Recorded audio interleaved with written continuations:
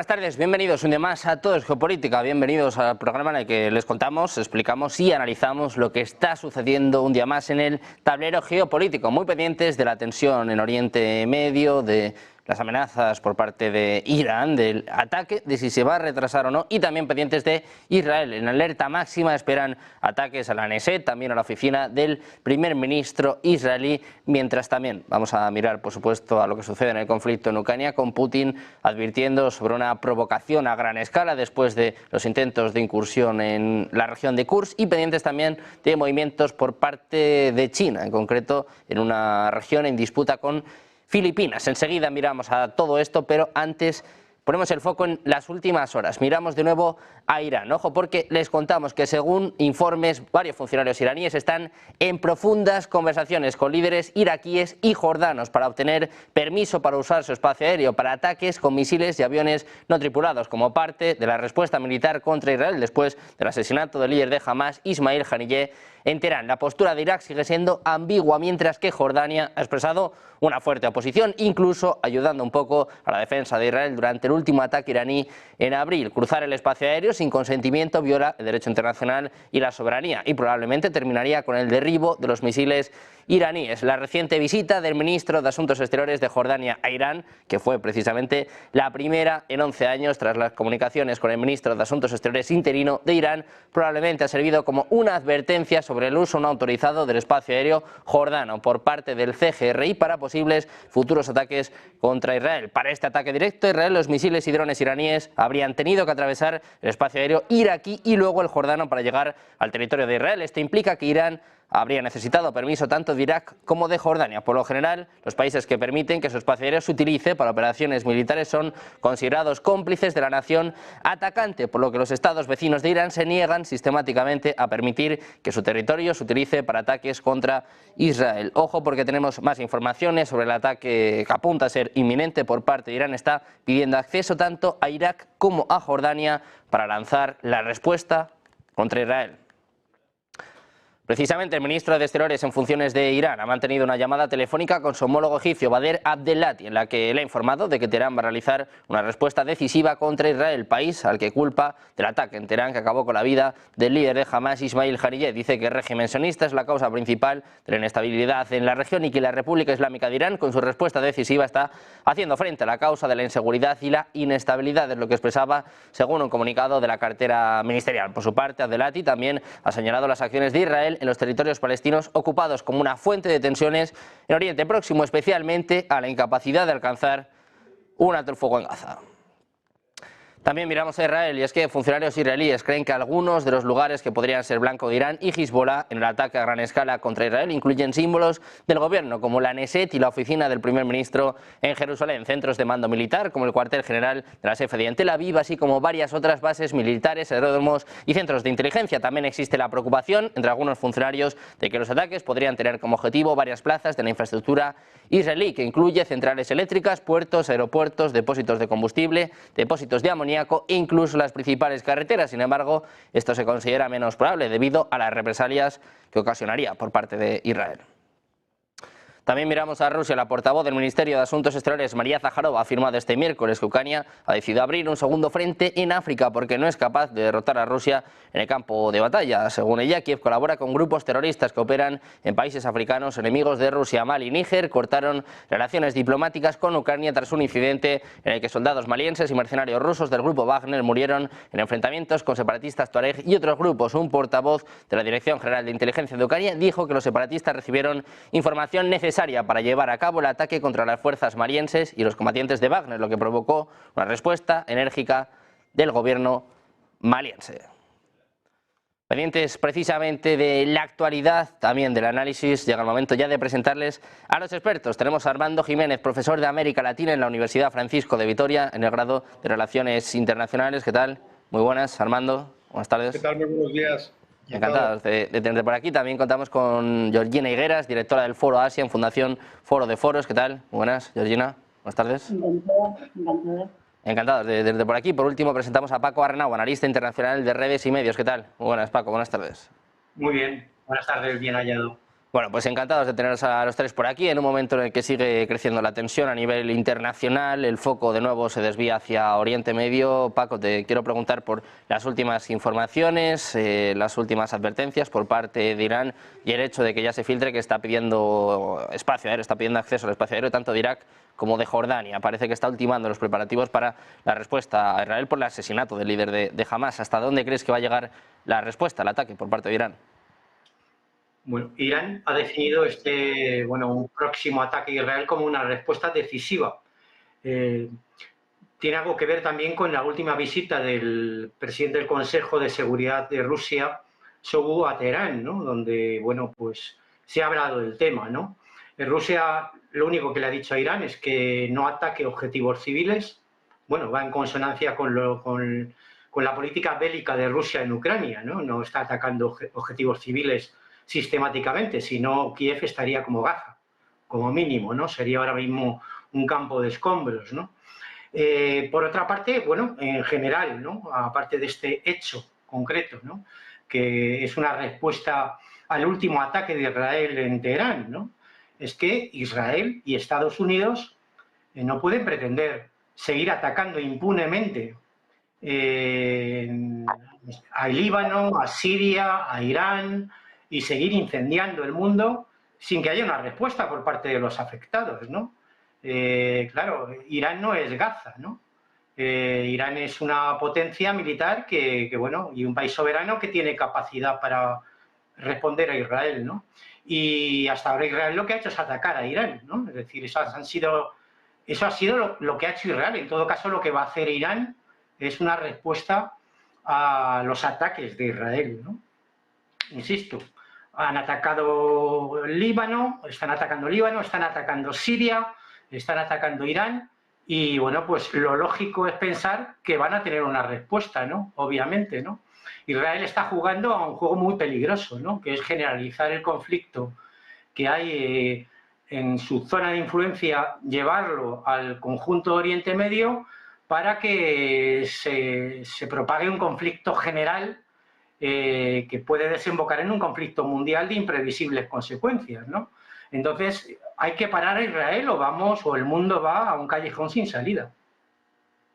Bueno, pues pendientes precisamente de la respuesta a Israel, de si le paran o no, también de cómo se realiza este ataque, si bueno, se coordina con Hezbollah, también con los hutíes. Georgina, también te quiero trasladar esta cuestión, cómo es la situación en Oriente Medio y precisamente lo mismo que le preguntaba a Paco, ¿por dónde crees que va a ir el ataque? ¿Hasta dónde crees que va a llegar? Irán ha intentado por todos los medios evitar un conflicto con Israel. Israel, sin embargo, todo lo contrario. Israel ha intentado meter a Irán en el conflicto. Para eso es para lo que atacó la embajada, el consulado de Irán en Damasco, con la confianza de que Irán atacaría mucho más fuerte y con eso atraería a Estados Unidos, Israel atraería a Estados Unidos y se convertiría en un conflicto generalizado en toda la zona de Oriente Próximo. Israel tiene claro que su enemigo es Irán y está todo el tiempo hostigando y castigando a Irán con la esperanza de que llegue un momento en que Irán no tenga más remedio que atacar. Ahora lo que vemos es que Irán, pues claro, tampoco puede quedarse con los pantalones bajados ante el continuo hostigamiento de Israel.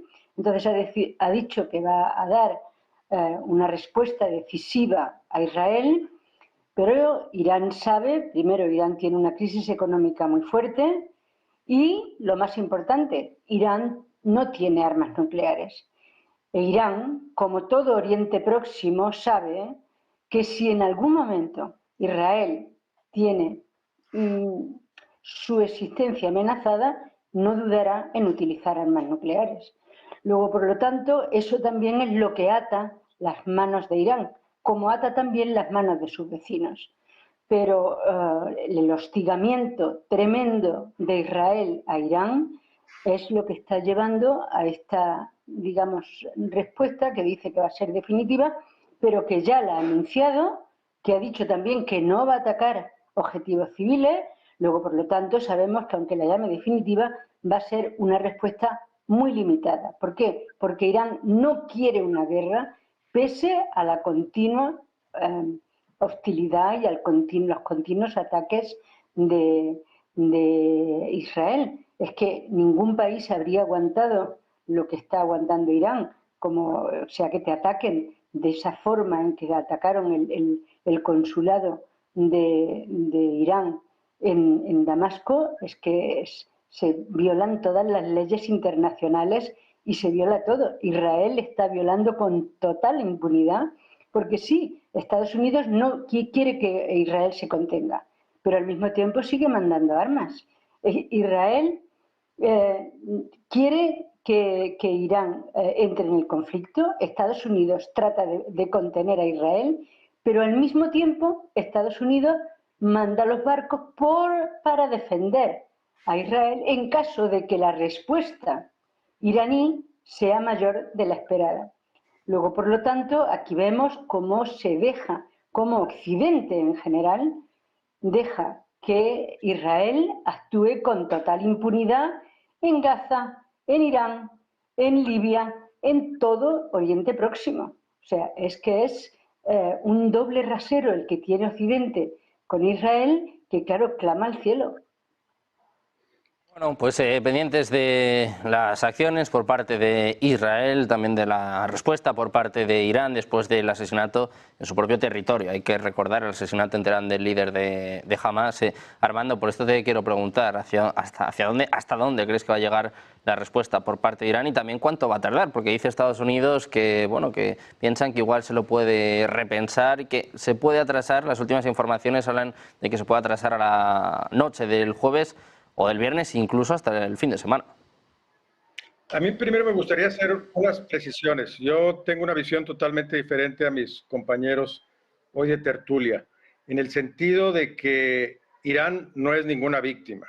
El hostigamiento principal, el financiador, el que puso las zonas de entrenamiento, el que ha puesto los recursos económicos, el que es enemigo de los Estados Unidos y del mundo occidental, el que lo ha amenazado, el que ha jurado destruir y desaparecer a todo israelita, son los gobiernos ayatolas de Irán. Ahora, aunque tienen un gobierno menos vinculado con la extrema religiosa, siguen teniendo un discurso increíblemente agresivo. No olvidemos que el ataque a Israel, el secuestro y el asesinato de miles de jóvenes, todavía más de un centenar secuestrado, estuvo orquestado jamás con el apoyo, el financiamiento y la estrategia táctica precisamente de Irán. Entonces no podemos decir que es aquí una víctima. Y el que ha buscado escalar estos temas ha sido precisamente Irán, después de que tuviera nuevamente ingresos cuando se bajaron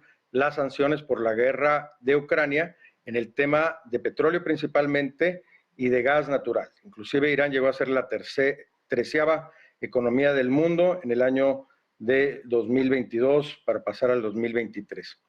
Es muy importante entender que hay diferentes tipos de guerra. Estamos viendo también una guerra mediática para buscar en los medios posturas y posiciones afables a su causa, presentándolas de una manera determinada. Aquí fue lo que conocemos como guerra de precisión.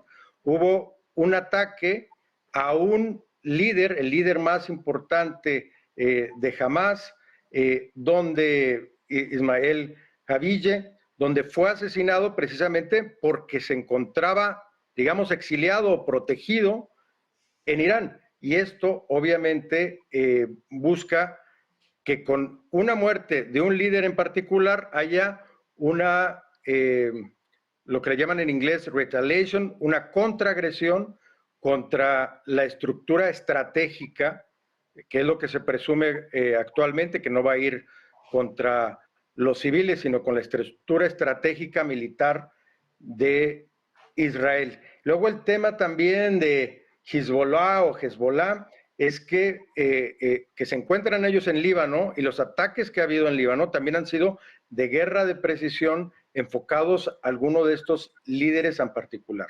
El problema es en la escalada y de ir involucrando a más países, que es lo que está buscando hacer Irán con otros países de Medio Oriente, inclusive pidiendo este permiso de acceso al área espacial de Jordania, que siempre ha sido el negociador, aquel que ha buscado la templanza y la conciliación entre los diferentes grupos de la región. Entonces, vamos a tomar también esta otra perspectiva. El problema es que esto se escale. La posición de Reino Unido y de Israel con Israel y de los Estados Unidos con Israel es total. Cualquier tipo de agresión contra Israel será considerada como una agresión hacia estos países. Tienen este famoso domo de hierro, que es inclusive más seguro que el domo de hierro que tiene los Estados Unidos, y el problema es que este tipo de alianzas y acuerdos que está buscando generarse en la región de Medio Oriente podrían escalar el conflicto a otros niveles. Por último, nada más recordar que las alianzas fue lo que llevó en la Primera Guerra Mundial a desaparecer a 5 de los grandes imperios, cuando todo el mundo prevía que era una guerra que nada más iba a durar 6 meses, y al final del día 5 desaparecieron en los primeros años y otros 2 más desaparecieron después de la Segunda Guerra Mundial. Entonces, un tema sensible, complicado, pero que tiene muchísimas más aristas que lo que a veces conocemos. De lo que suceda con Irán, de su respuesta, de si va a ser o no decisiva y también de cuánto se prolongue en el tiempo. Quiero que miremos al otro lado, como estaba comentando ahora el propio Armando. Quiero que miremos a Israel. Netanyahu hablaba hace escasos minutos diciendo, bueno, pues que están preparados para el ataque, también para la defensa, pedía calma a los israelíes, pero también hay informaciones que apuntan precisamente a cuáles serían los objetivos por parte de Irán. Dicen, bueno, pues que sería algo así como un ataque más simbólico, un ataque también pues para dañar la imagen de Israel, esta imagen de que es algo así como impenetrable, ¿no? Como bien decía antes Armando, esta cúpula de hierro. Paco, están hablando de ataques a la oficina del primer ministro, de ataques a la Knesset, al cuartel general de las FDI en Tel Aviv. Claro, es difícil elucubrar, es difícil adivinar cómo va a ser el ataque, dónde va a ser, pero como ves, vamos, de alguna forma demuestra que Israel está asustado, ¿no? La alerta es máxima. Sí, bueno, Israel evidentemente sabe que Irán va a responder, ¿no? Lo que no sabe es con qué intensidad ni cuáles van a ser los objetivos. Por otra parte, es lógico pensar que Irán no va a anunciar previamente dónde va a atacar, ¿no? No es lógico, ¿no? En este caso, ¿no? Descubrirían su estrategia o su táctica en el ataque, ¿no? Por otra parte, puntualizar alguna cosa que se ha dicho, ¿no? El hecho de presentar a Israel como víctima en este conflicto, cuando está ejecutando un genocidio en Palestina, en Gaza en concreto, que asciende ya a decenas de miles de muertos, la gran mayoría o una gran parte menores, pues bueno, es un insulto a la inteligencia humana. Por otra parte, se ha hablado de que la ultraderecha religiosa gobierna en Irán. Bueno, quiero recordar que la ultraderecha religiosa gobierna en Israel, donde hay un gobierno de coalición entre la ultraderecha política, los sionistas, el partido de Netanyahu, y los grupos de ultraderecha religiosa. Bien. Por otra parte, claro, se habla de guerra mediática y tal, es curioso, ¿no? Porque, claro, con honrosas excepciones, como es el caso de esta cadena y de este programa, lo que se ve en los medios occidentales es solo una versión, que es la versión de Israel y de Estados Unidos, ¿no? Claro, es otro insulto también a la propia realidad, ¿no? De lo que estamos viviendo actualmente, ¿no? Y por otra parte, claro, que se hable de que Israel ha atacado objetivos con precisión cuando está ejecutando un genocidio en Gaza sin ninguna precisión. Estamos viendo cómo bombardean tiendas de campañas de refugiados. Pues bueno, en fin, no le encuentro calificativo, ¿no? Israel va a tener una respuesta por parte de Irán. Y más allá de eso, que puede ser una cuestión puntual este fin de semana o al otro, va a tener una respuesta al final del conjunto de la comunidad internacional, que no es Estados Unidos y sus satélites, que representan apenas al 15% de la población mundial, sino la inmensa mayoría de los países del mundo que claramente ya se están posicionando en contra de un genocidio equiparable al de los nazis en la Segunda Guerra Mundial. Gaza es el gueto de Varsovia multiplicado por 2.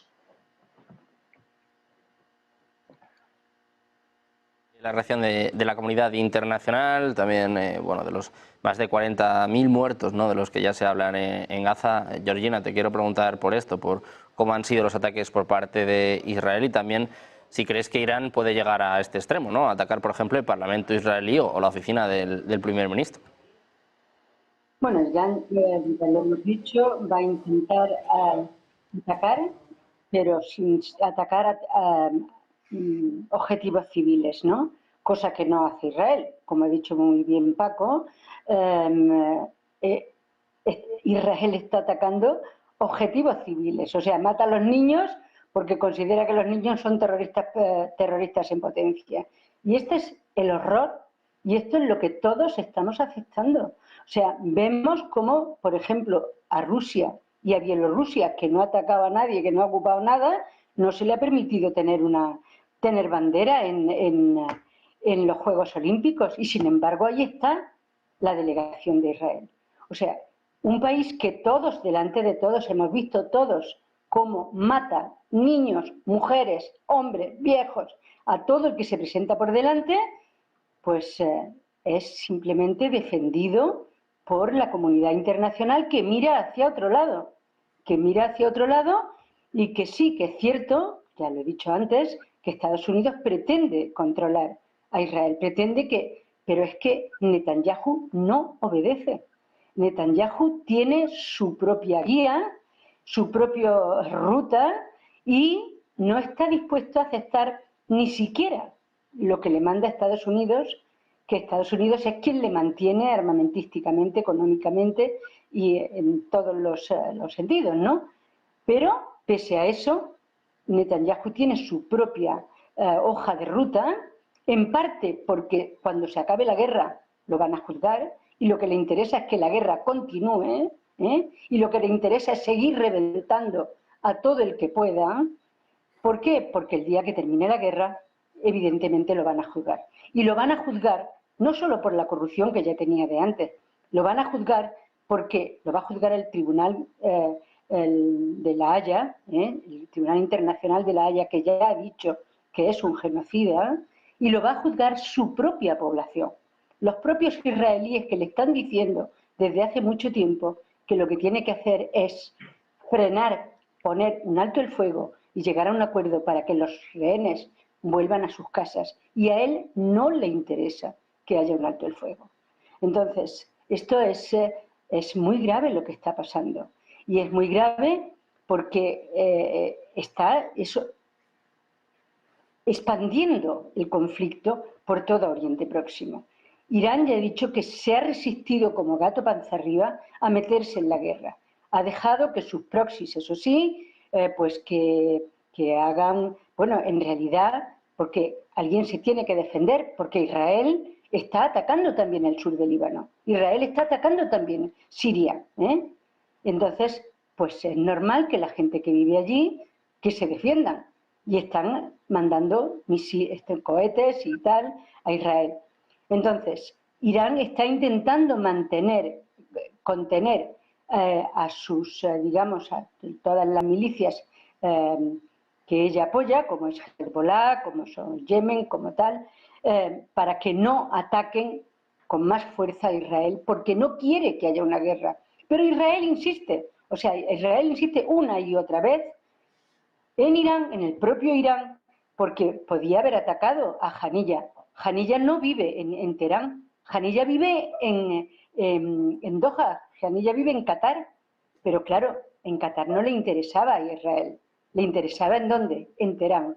¿Por qué? Para pinchar a Teherán y para tratar, una vez más, de que Irán se involucre directamente en el conflicto y Israel atraer a Estados Unidos al conflicto y con eso conseguir que Estados Unidos se involucre en una guerra contra Irán, que es lo que Estados Unidos no quiere. Y en eso estamos. Entonces, lo que va a hacer Irán, como ya fue la respuesta de abril, cuando atacó su consulado en Damasco, pues va a ser una respuesta contenida.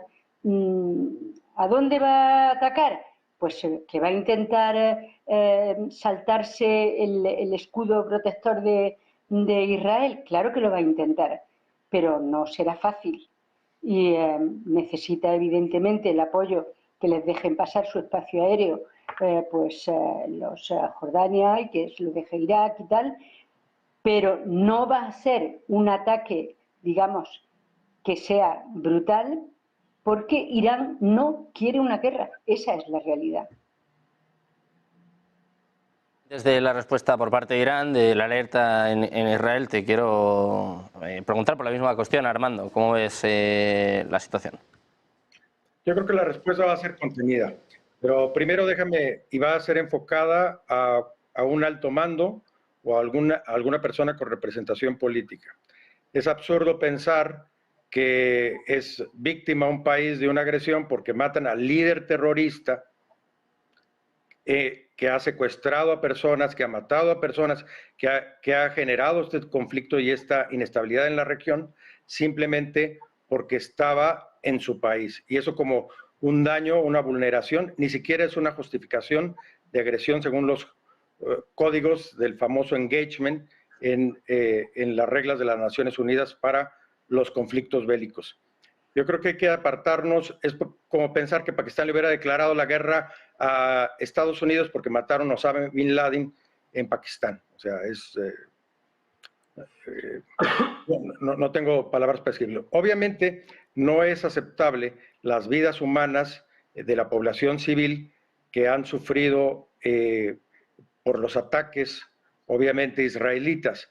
Ataques que hay que decir que también son ataques de precisión, que en algunos lugares estas personas se ponen en los hospitales y están en túneles vinculados con esto, y esto ha generado este tipo de situaciones. Por ningún motivo se justifica la muerte de niños, mujeres y niños, y es una situación que tendrá que responder ante los tribunales internacionales toda la orden militar de Netanyahu a nivel internacional. Pero una cosa es ese tema y otra cosa es el tema geopolítico que estamos discutiendo aquí, y para eso hay que mirar los reportes de las Naciones Unidas, hay que ver también los reportes propios de la OTAN en cuanto al conflicto, los propios reportes que ha sacado el gobierno español, el ejército español, en el tema de inteligencia, y es entender el conflicto y cuál es la verdadera participación de los actores. De la tensión en Oriente Medio, que me parece que va a dar bastante más que hablar. Si os parece, miramos también a cómo está la situación en Ucrania. Decía Zaharova que se ha abierto un nuevo frente, en este caso en África. Enseguida hablamos de lo que ha pasado en Mali, también en Níger, pero la última hora pasa por la región de Kursk. Gerasimov dice que han detenido a las fuerzas ucranianas y Vladimir Putin ha calificado esto como una gran provocación, una provocación a gran escala por parte de Ucrania. Paco, te quiero preguntar por esto, ¿cómo está la situación en Ucrania y qué ha sucedido con este intento de incursión en la región de Kursk? Bueno, yo no soy un experto analista militar, ¿no? Pero algunos de ellos han dicho que esta ofensiva ucraniana última sobre territorio ruso, ¿no? En concreto la región de Kursk, es una región fronteriza con Ucrania, es la típica ofensiva de relaciones públicas. Es decir, que bueno, pretenden tapar de alguna forma sus derrotas reales en el campo de batalla, en el frente del sureste, en el Donbass, con ofensivas de este tipo, que no es la primera vez que las hacen, que al final no tienen resultado, porque se están enfrentando a una potencia militar importante como Rusia, que sabe defender su país y además lo ha demostrado a lo largo de la historia, ¿no? Tanto Rusia como la Unión Soviética, con enemigos similares ideológicamente al régimen de Kiev. Por otra parte, claro, esta ofensiva, llamada ofensiva sobre la región de Kursk por parte del régimen de Kiev, es paralela a la pérdida de nuevos territorios y posiciones en el frente, ¿no? Ayer mismo ya ondeaba la bandera rusa sobre esa ciudad que renombraron con ese estúpido nombre de New York en el Donbass, ¿no? Que me imagino que ahora le cambiarán el nombre y volverá a tener su nombre soviético, ¿no? Es decir, están perdiendo la guerra en el frente de batalla real, es decir, se les desmorona el ejército también, hay cada vez más disensiones internas en el Estado Mayor ucraniano y entre los oficiales, y no hablemos ya de la carne de cañón de los soldados, que cada vez son más reacios a ir al frente a morir, por BlackRock, que es quien al final se queda con las tierras ucranianas. Y bueno, y estamos viendo también que hay hasta ataques ya dentro de Ucrania, de los propios ucranianos, contra oficinas de reclutamiento y contra elementos que se dedican a reclutar a personas por la calle, a secuestrarlas, ¿no? Meterlas en furgonetas y tal. Con esa moral de combate, imagínense cómo van a ir a un frente de batalla contra Rusia, ¿no? Evidentemente. Es decir, independientemente de lo que se está hablando estos días de esa ofensiva, recuerdo también cuando hablaron de la famosa ofensiva de primavera, que al final resultó ser un fiasco, ¿no? Un soufflé que se desinfló en prácticamente 2 semanas. Estamos viendo cómo las fuerzas rusas en el frente de batalla, en la realidad, siguen tomando posiciones y avanzando. Pendientes de los avances por parte de Rusia, el foco está ahora mismo en estos intentos de incursión en la región de Kursk. Georgina, pues te quiero preguntar cómo valoras estos ataques ucranianos, precisamente en el momento en el que, por cierto, empiezan a llegar los F-16. Bueno, yo estoy de acuerdo con el análisis un poco de Paco, ¿no? Lo que los ucranianos han hecho es una cosa muy fácil. O sea, como nadie está mirando ese frente, pues entonces han hecho una incursión y con ello pues han pretendido llamar la atención, demostrar que el ejército todavía es fuerte, que pueden atacar a Rusia, que pueden llevarse soldados como rehenes. En fin, es digamos, una operación de propaganda, que con ello una operación de distracción, que con ello pues pretenden también convencer o levantar la moral de sus tropas y de la gente y sobre todo pues demostrarle al mundo que ellos son capaces de atacar a Rusia y que si les dan más armas, que si seguimos dándole más armas y luego los F-16 y luego les damos hasta armas nucleares, pues entonces serán capaces de atacar a Rusia hasta, yo qué sé, hasta Vladivostok. Entonces, pero esto es simplemente nada, o sea, es un globo con el que pretenden distraer de lo que está pasando. O sea, la situación en Ucrania es lamentablemente muy dura, muy difícil. El presidente se ha sentado, Zelensky, y está intentando convencer a su población de que hay que continuar con esa guerra, y esa guerra ya se sabe que no conduce nada más que a más sufrimiento de los ucranianos primero y de los rusos después y de los europeos también, que nos está costando muchísimo esfuerzo económico. Lo que tendrían que hacer los ucranianos era, en vez de abrir nuevos frentes contra Rusia, pues aceptar la propuesta de paz de China y Brasil y tratar de sentarse a una mesa de negociaciones en lo que lo primero que debería de acabarse es el combate, o sea, llegar a un alto el fuego y después negociar de una forma que va a ser difícil para los ucranianos y difícil para los rusos. Pero Ucrania, Kiev, tiene que tener muy claro que cuanto más retrasen el sentarse a esa negociación, el sentarse a esa, digamos, a negociar, a poner un alto el fuego, cuanto más lo retrase, más difícil y más va a perder. Luego, por lo tanto, lo importante es que de una vez Ucrania se dé cuenta de que debe sentarse a negociar y que cuanto antes se siente, mejor, porque con globos como la ofensiva en Kursk no va a conseguir que la guerra le vaya mejor. Bueno, pues pendientes de estos nuevos ataques, estos intentos de incursión que bueno, llevan poco más de 24 horas. Como decimos, Gerasimov ya ha dicho pues, que ha repelido este intento de las tropas ucranianas. Hablaban incluso de la evacuación de hasta 6.000 soldados, hasta 6.000 personas en esta zona. Armando, por esto te quiero preguntar, por estos intentos de Ucrania y por la llegada de los F-16. Bueno, debemos de recordar nuevamente que ese es un tema central de la geopolítica. Uno, primero porque se le autorizó por parte de la OTAN a Ucrania que tuviera también prácticas no nada más defensivas, sin ofensivas. Esto hace más de un mes.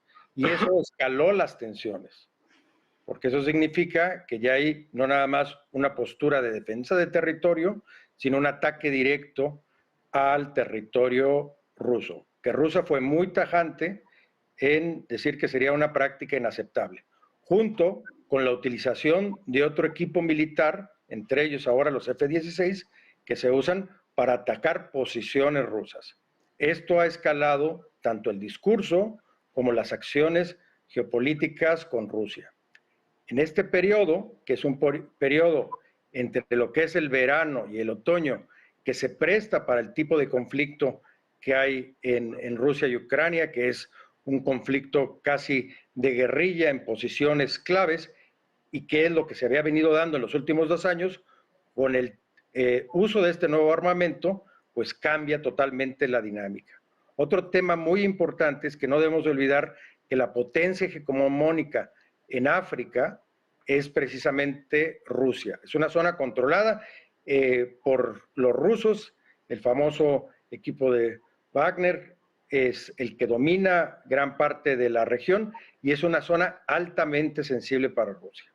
Las políticas de Ucrania y la presión que está haciendo en esa región también han causado malestar en Rusia, y estas advertencias obedecen a esas posiciones que no son ucranianas, sino son del interés y de la participación de otros países como Reino Unido, como Francia, que es la segunda potencia más importante en la región, y los Estados Unidos. Entonces, esto es un tema de contención. Estamos volviendo a vivir la época de la Segunda Guerra Fría, nada más en escenarios regionales, donde hay constantes acciones de un lado y otro, buscando contener, no escalar los conflictos a nivel internacional, pero cada vez con mayor presión por cada uno de los actores o jugadores. Pendientes precisamente de la tensión que sigue habiendo en Ucrania. Enseguida miramos al nuevo frente que se está abriendo en África, como decimos, con Mali, con Níger, rompiendo relaciones diplomáticas con Ucrania. Pero antes vamos a mirar de nuevo otro de los temas, sin duda, más importantes, más relevantes de los últimos días. Volvemos a poner el foco en Venezuela. En este caso vamos a mirar al presidente de Chile, Gabriel Boric, que acaba de hablar hace escasos minutos al ser consultado por la prensa. Se ha referido a la situación electoral en Venezuela tras la elección que le dio el triunfo a Nicolás Maduro. El jefe de Estado chileno dijo que no tiene dudas de que el régimen de Maduro ha intentado cometer un fraude. Dice que si hubiesen ganado habría mostrado las actas y además apunta que están cometiendo graves violaciones de los derechos humanos. Dice, bueno, que no reconoce el triunfo autoproclamado de Maduro y apunta a falta de independencia de las instituciones venezolanos. Escuchamos precisamente las palabras del presidente de Chile, que no reconoce la victoria de Nicolás Maduro. Lo escuchamos ya. Personalmente, y esta es la postura del gobierno de Chile, no tengo dudas de que el régimen de Maduro ha intentado cometer un fraude. Si no, hubiesen mostrado las famosas actas. ¿Por qué no lo han hecho? Si hubiesen ganado claramente, hubiesen mostrado las actas. Bueno, pues así está la situación en Latinoamérica, pendientes pues todavía de la crisis en Venezuela. Si os parece, Paco, hacemos un pequeño impasse, enseguida volvemos a mirar al conflicto en Ucrania, pero quiero preguntarte por esto, ¿cómo ves la situación en Venezuela? Ya muchos hablando de una transición ordenada, incluso bueno, pues algunos de los socios de Maduro, como Brasil, que parece que empiezan a ceder, empiezan a hablar de una transición. ¿Cómo ves estas palabras de Gabriel Boric y bueno, la situación en Venezuela? Bueno, las palabras de Gabriel Boric no las he escuchado, o sea, no he podido escucharlas, pero vamos, me imagino. Boric es, digamos, más papista que el Papa, ¿no? Porque hasta Estados Unidos ya está recogiendo cable y no aclara del todo que reconozca al candidato de la derecha o ultraderecha venezolana como ganador, mientras que Boric sigue R que R, ¿no? Esto lo llamamos en España el pelota de la oficina, que quiere hacer más méritos que nadie, ¿no? Bueno, parece que hasta los propios dirigentes de la América hispana, que eran, o iberoamericana, mejor dicho, que eran más, que tenían posiciones más conciliadoras o moderadas en relación con el gobierno y la oposición venezolanas, como es el caso de Lula, han reconvenido también las posiciones de Boric, incluso en la última visita de Lula a Santiago de Chile, donde parece que ha habido sus más y sus menos, ¿no? Algún que otro cruce de palabras entre Boric y Lula, ¿no? Porque Boric quiere continuar, digamos, con el relato del fraude, un relato de fraude que cantaron desde la misma convocatoria de las elecciones y que en el fondo lo que escondía en realidad era un intento de golpe de Estado. Como que no sería el primero, ya lo han intentado varias veces en Venezuela, por no hablar de Bolivia, Perú, Ecuador y otros países, ¿no? Como Ecuador también. En fin, el planteamiento de Boric yo creo que está ya totalmente desfasado a estas alturas, ¿no? Queremos las actas se están presentando ya con sus plazos legales, es decir, el otro día lo dije e insisto en ello, ¿no? Las actas electorales y los resultados definitivos de unas elecciones en España son proclamados en torno a un mes después de la realización de la jornada electoral, tras la remisión de las actas por parte de las juntas electorales de zona a las juntas electorales provinciales y estas a la Junta Electoral Central. A partir de ahí, si hay reclamaciones por parte de los partidos y tal, se abre un proceso de reclamaciones, si hay candidatos que bailan o si no se está de acuerdo con un recuento de alguna mesa, y pasado un mes, insisto, se proclama el resultado definitivo de las elecciones. Se le está pidiendo a Venezuela algo que no se hace en ningún país del mundo, que es que presente los resultados definitivos y el recuento definitivo justo a la hora de cerrar los colegios electorales, ¿no? Es absurdo, ¿no? Boric sigue en ese relato, que yo creo que ya está desfasado, insisto, ya Estados Unidos está recogiendo cable, a la vista de que el golpe de Estado ha fracasado. El golpe de Estado ha fracasado. Te quiero preguntar cómo es la situación en Venezuela, las palabras de Boric, que sí, básicamente hablaba de, bueno, pues que el propio Maduro se ha autoproclamado ganador en Venezuela y que piensa que sigue habiendo un fraude electoral. ¿Cómo lo ves tú, Georgina, y cómo es también la tensión en Latinoamérica, ¿no? Seguimos viendo muchas posturas encontradas, incluso enfrentadas. Bueno, yo en esto no estoy de acuerdo con Paco. Yo creo que Maduro debería de haber presentado las actas. Es más, cuando llevaban el 80% del escrutinio, la Comisión Electoral Central declaró que Maduro era presidente con el 51,6% de los votos.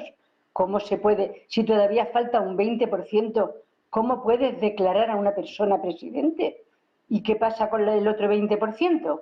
Sí, perdona, eso lo he oído yo. Se llama resultado provisional, como pasa aquí en España. A las 2 horas de cerrar los colegios ya hay un resultado provisional porque la representación gubernativa en los colegios electorales transmite los resultados electorales de zona y provinciales y se proclama un resultado provisional, pero eso no es el resultado definitivo. No fue así.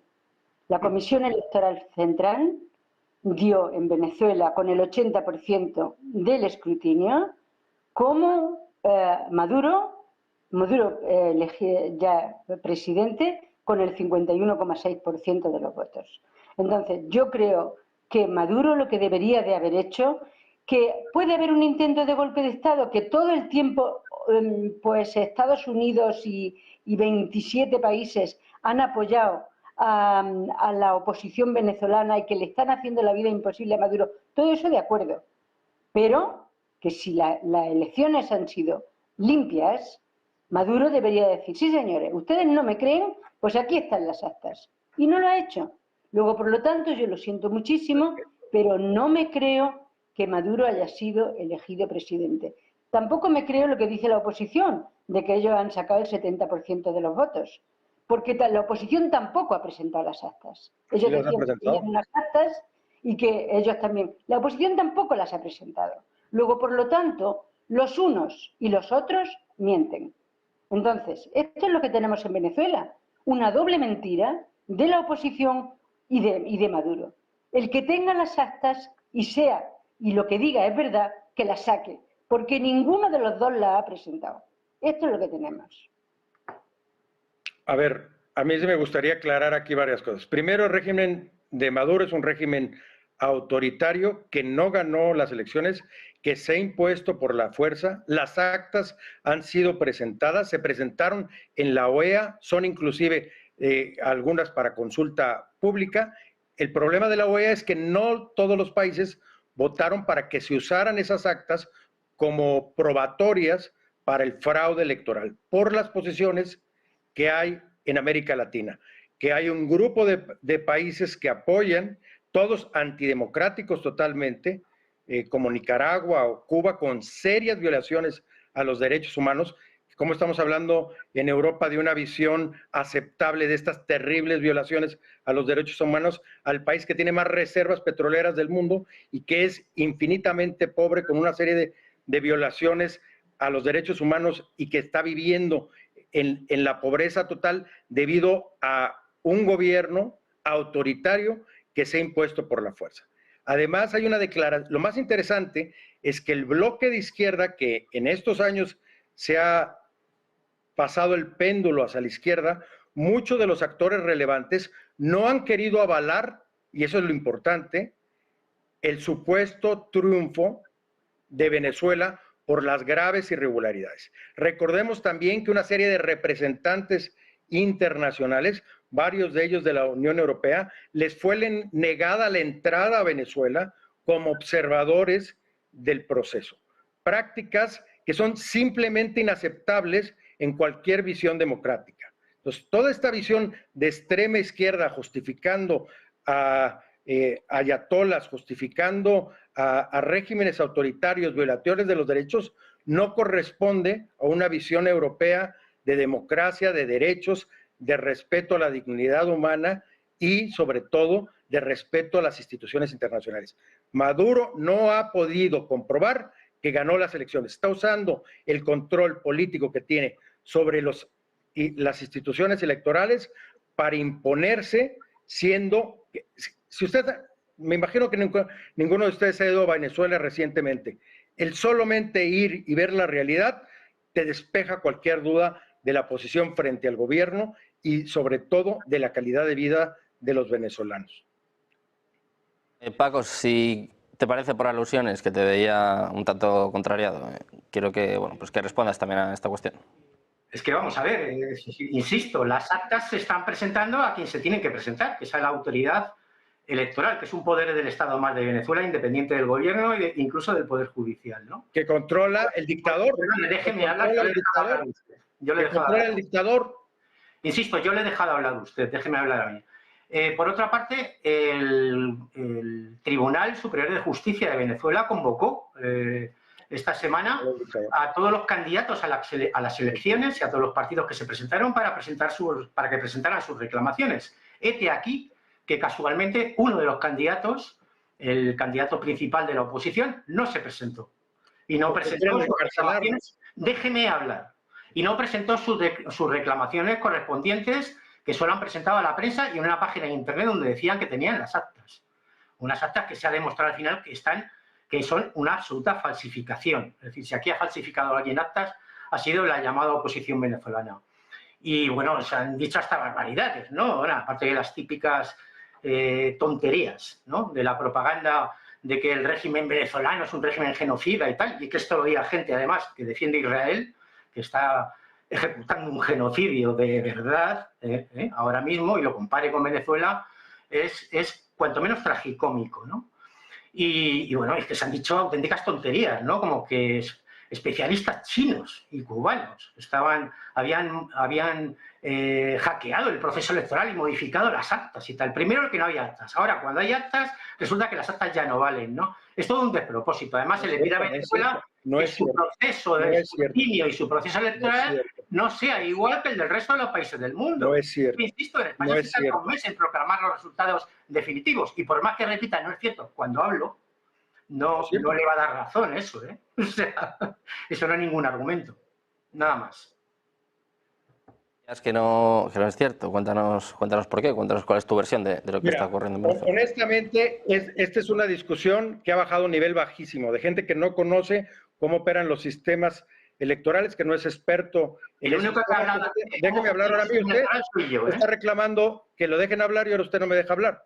Está defendiendo a un régimen, el régimen de los ayatolas, los peores violaciones de los derechos humanos, que no corresponde a la visión europea, a los compromisos europeos que tenemos, que la OEA tiene entre sus facultades la defensa de la democracia, que le fue negado su participación y su entrada, que existen esas actas, que todo este discurso conspiranoico de TikTok, de un discurso básico de falta de conocimiento total, no puede llevarse a un programa con el prestigio, con la calidad de los participantes, con el debate intelectual que tiene TV Negocios. Es verdaderamente una pena que esta posición, y además incongruente con la visión europea de la defensa de los derechos humanos, de la defensa de las instituciones, de la defensa de los procesos democráticos. Decir que todo es mentira y hacer todas estas teorías conspiranoicas es verdaderamente absurdo. Esta visión totalmente antisemítica, esta visión totalmente de izquierda radical, no creo que ayude al debate y a la construcción de los temas. Son temas globales que nos afectan a todos y que le afectan en particular a la comunidad iberoamericana, y que debemos de tomar seriedad en la discusión de estos temas con datos y con información fidedigna como la que aquí se presenta en el programa. Bueno, pues importante, como siempre hacemos en Negocios Televisión, escuchar a todas las partes, escuchar todos los argumentos y luego ya pues cada uno que saque sus conclusiones, ¿eh? Claro. Cada uno estará de acuerdo con quien sea. Muchísimas gracias a los tres por estar por aquí, Georgina, Paco, Armando, muchas gracias por estar con nosotros y también por contraponer ideas, que es pues, lo que se busca en Negocios Televisión y en todas las tertulias. Sí, lo que pasa, yo creo, perdón, sí, por supuesto. No se puede en ningún momento acusar a los otros ponentes de ser, o al otro ponente con el que estás debatiendo, acusarle de ser de extrema izquierda o de ser un radical peligroso cuando está defendiendo el señor que está hablando, está defendiendo a un régimen genocida reconocido como tal por el Tribunal, por la Corte Penal Internacional. O sea que yo creo que hay una diferencia. O sea, a mí no me gusta entrar en debate, ya habéis visto que he tratado de mantenerme al margen, pero creo que me parece bastante incorrecto la actuación de este profesor que critica a su oponente de forma pública. Pues importante siempre, Paco, que haya debate y, bueno, pues por supuesto también que sea con todo el respeto, ¿no? Como intentamos siempre en esta casa. Muchas gracias a los tres, Armando, Paco, Georgina, un placer teneros por aquí. Muchas gracias, muy buen día. Nosotros seguimos pendientes, como siempre, de la actualidad geopolítica nacional e internacional, intentando, como siempre, traerles el mejor análisis. Hacemos una pausa y enseguida volvemos con más información en Negocios Televisión.